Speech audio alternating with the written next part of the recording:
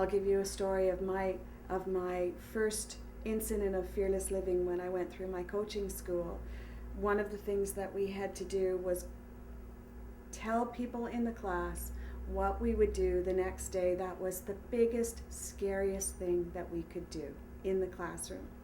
And for some people, and you will identify with this, some of you, it was as simple and difficult as, I'm going to look somebody in the face today, I'm going to look them in the eyes, and I'm going to say hello when I walk into class tomorrow.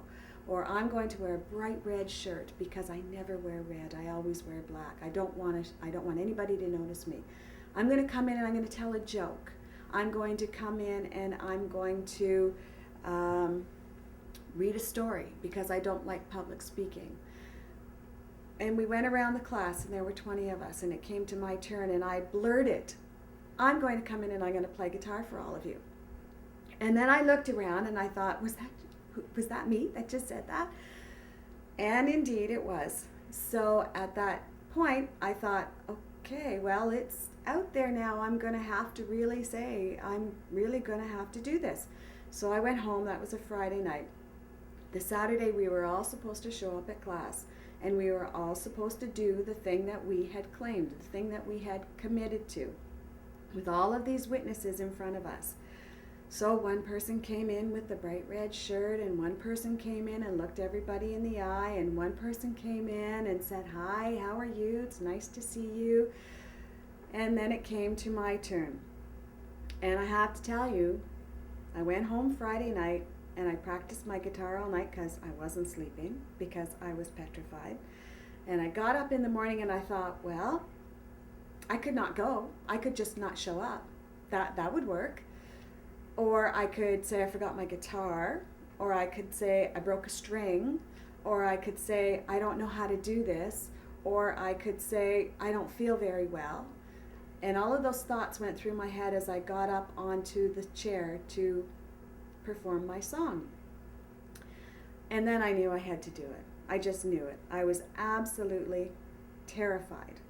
20 people, I had never done this before.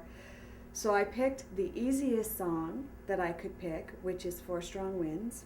It was picked the top #1 song in Canada, so I was hoping everybody would recognize it. And I said, please join in. So I started, and I made a mistake. And I thought, oh, that's it, I'm done. And then I decided, no, I'm not done. I'm going to finish this. So I started again. I just said, okay, I'm starting again. So I started again. And I got partway through, and I made another mistake. And I said, okay, hang on a sec. And I started again. And then I just started, and I got very, very comfortable with it. Nobody was laughing at me. Nobody was making fun of me. Nobody was snickering in the background. And when I looked up, and I made a point of looking around at the whole group, they were actually singing with me. And a couple of people were actually crying. And one couple got up and they danced.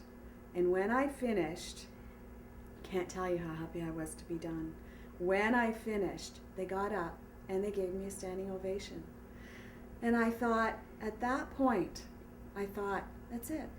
I can do anything that I want to do, because it doesn't matter anymore what anybody thinks about what I want to do. It doesn't matter anymore about what they think of my dreams. It's what I think, and it's what I believe. And it was okay to be afraid, and it was okay to make the mistakes.